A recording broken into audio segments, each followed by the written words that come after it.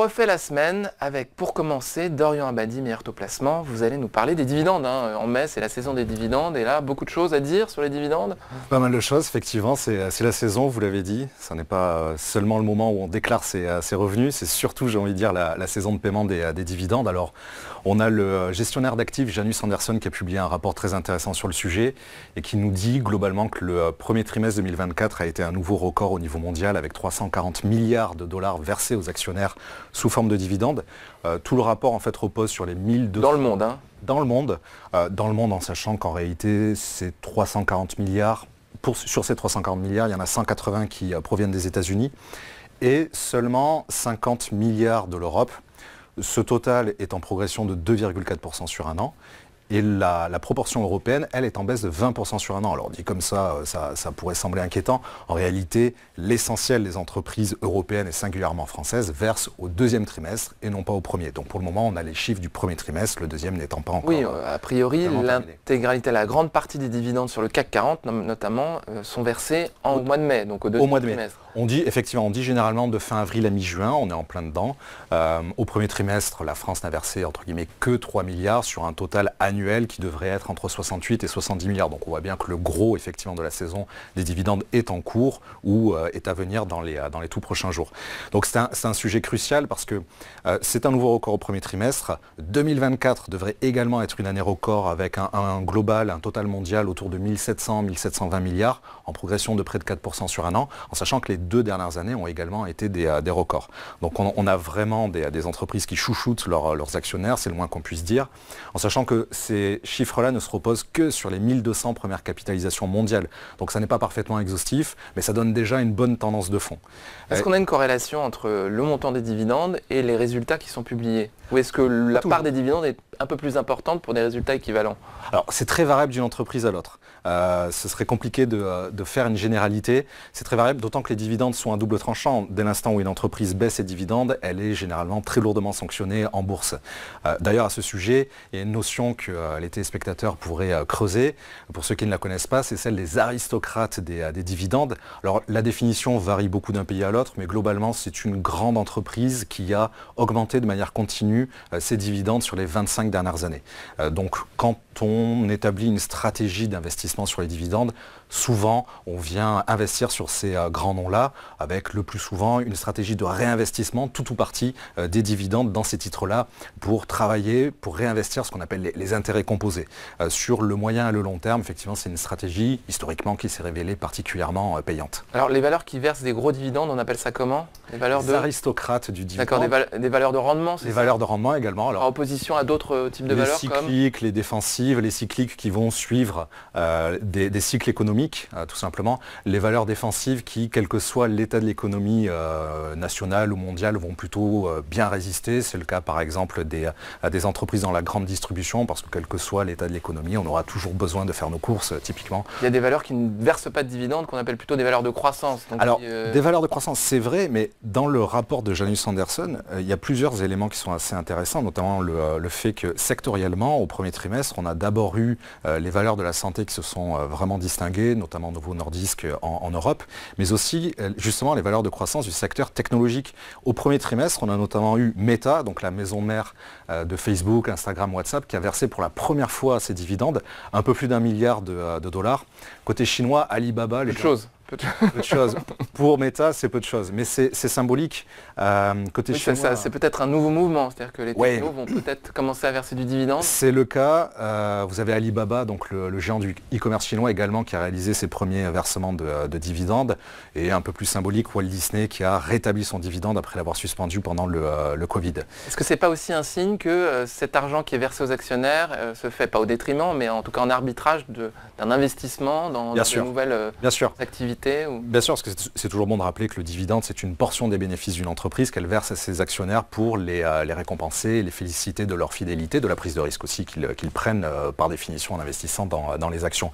Mais ça n'est pas le seul moyen de les féliciter. Il y a aussi donc les rachats d'actions qui devraient être aux alentours de 1100 à 1200 milliards de dollars. Donc en cumulé, on devrait être autour de 3000 milliards de dollars versés sous une forme ou une autre, dividendes ou rachat d'actions, cette année aux actionnaires au niveau mondial. L'Europe se distingue Et la France est le pays le plus généreux en Europe en la matière, à nouveau, surtout au deuxième trimestre. Donc il y a plusieurs choses qui sont importantes, parce que tout ça, c'est très théorique. Pour la pratique, alors je vais prêcher évidemment pour ma paroisse, on a rédigé un guide d'investissement d'une 20aine de pages chez Meilleur Placement qui est accessible à tout le monde, téléchargeable gratuitement. Et régulièrement, on rédige des articles sur le sujet. Le dernier date de novembre et le prochain sera dévoilé cette semaine, ce week-end, sur notre site et en newsletter. Concrètement, en fait, il y a deux grandes méthodes pour accéder à ces fameux dividendes. Soit ce qu'on appelle le stock picking, c'est-à-dire je vais acheter du Total, je vais acheter du Carrefour, je vais faire ma propre allocation tout seul. Soit acheter des fonds d'investissement qui sont dédiés aux dividendes européens, mondiaux, peut-être ISR, c'est-à-dire les entreprises vertueuses, les fameuses de l'investissement socialement responsable. Et ces fonds-là peuvent être accessibles dès 50 € en réalité d'investissement sur certaines assurances-vie, typiquement Meilleur Taux, Liberté Vie. Donc c'est réellement accessible à tout le monde. Il ne faut pas tomber dans ce stéréotype qui voudrait que les dividendes soient réservés à certaines grandes fortunes ou certains investisseurs fortunés. C'est vraiment accessible à tout le monde et en particulier si on adopte certaines stratégies que l'on détaille dans le guide et qui sont vraiment à la portée du bon père de famille. Très bien, merci beaucoup Dorian. Le coup de cœur des traders, vous connaissez le principe si vous regardez l'émission. Chacun de nos invités assis autour de la table a 60 secondes précises pour décrire, convaincre les deux autres invités que le scénario qu'ils vont expliquer en 60 secondes est un bon scénario et pour déterminer s'il y a trade ou pas trade. Alors on va commencer avec Dorian Abadi, Meilleur Taux Placement. Vous allez commencer avec le Brent. Le Brent, oui. Alors vous êtes prêts ou pas? Toujours. Vous êtes sûr? Certain. Très bien. Alors on va mettre le chronomètre. C'est parti. 3, 2, 1. Allez-y Dorian. Jeudi dernier, donc, on a émis une recommandation à l'achat sur le pétrole de la mer du Nord auprès de notre communauté. Concrètement, donc, on a acheté le baril à 82 $. Ce matin, on est sensiblement au-dessus de ce niveau-là, légèrement au-dessus de ce niveau-là. En réalité, on est rentré un tout petit peu en dessous. Un stop loss à 77,20 et surtout un objectif à 86,81. Ça dégage 6% de potentiel de hausse qu'on a amplifié avec un effet de levier de 2 pour arriver à 12% avec un turbocall Société Générale. Et très concrètement, en fait, on vient viser la résistance la plus proche. On est venu buter sur un niveau bas, un support très intéressant pour acheter à bon compte le pétrole. On table sur une demande plus forte à l'été, notamment au niveau des États-Unis. On a d'ailleurs la réunion de l'OPEP+, qui va se tenir le 2 juin prochain. Et voilà, techniquement, un bon niveau de rachat, une résistance à viser et un potentiel intéressant. Voilà. Merci beaucoup Dorian. Alors Jean-Louis, Mathieu, trade ou pas trade? Jean-Louis, vous êtes favorable. Mathieu, vous n'êtes pas favorable. Allez-y, vous avez la parole. Alors comme Dorian le disait, oui, il y a l'aléa du coup dimanche prochain là, de la réunion. Après moi techniquement j'aime pas en fait l'absence de réaction au-delà des 84-85 $. C'est-à-dire que moi je l'avais acheté pas mal de fois et je m'attendais à chaque fois ce niveau des 84-85 $ avait tenu. Vous voyez, c'est le niveau horizontal, c'est en fait ce qu'on appelle une zone de polarité. Donc en fait quand on la dépasse, elle doit normalement servir de soutien. Et là l'impulsion qu'on a eue du coup sûrement fin avril, la cassure de cette zone ne me plaît guère et donc si c'est pas impossible qu'il y ait un petit sursaut, je serais plutôt moi chercher des ventes sur rebond que d'acheter le rebond de manière directionnelle ici. Voilà. Très clair. Merci beaucoup Mathieu. Jean-Louis, vous êtes plutôt favorable à ce Sur le plan technique, c'est une zone support. Hein, le niveau 81 là, à peu près, hein, c'est ça le point bas. 80-82 on va dire. En fait, le pétrole a baissé dans cette phase sur l'idée qu'on allait avoir un ralentissement économique, que ça allait pas repartir, etc. Et puis alors, maintenant, les chiffres montrent que la dynamique économique reste forte tout de même. Une hausse de la croissance prévue en Chine à 5%, j'ai vu ça ce matin. Ouais, alors, là c'est un peu récent pour qu'on puisse avoir une interprétation sur les cours d'hier et d'avant-hier, mais oui, je pense que si on s'intéresse au pétrole, si on veut investir sur le pétrole, c'est le bon moment et le bon niveau de prix. Voilà. C'est une bonne opportunité. Après, on peut toujours se dire, si on casse 80, je sors pour essayer de tenter de revenir plus bas. Bon, ok, ça c'est dans le trading, mais sur le plan investissement fondamental, prendre une position pour nous ramener, mais à court terme, on peut très facilement remonter vers 88.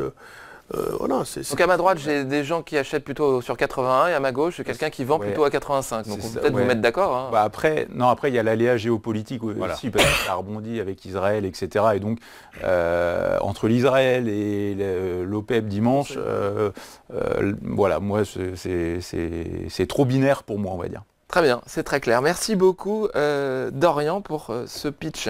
Pas de droit de réponse. Ah ben pardon, allez-y. Allez-y, droit de réponse, évidemment. Qu'est-ce que vous répondriez à Mathieu? Alors, effectivement, on a émis beaucoup de recommandations par le passé à l'achat sur le pétrole lorsqu'on était en dessous des 80. Ouais. Aujourd'hui, on attendait avec impatience de revenir sur ce niveau-là, inférieur à 80. On ne l'a pas eu et on a identifié ce niveau de support supérieur aux 80.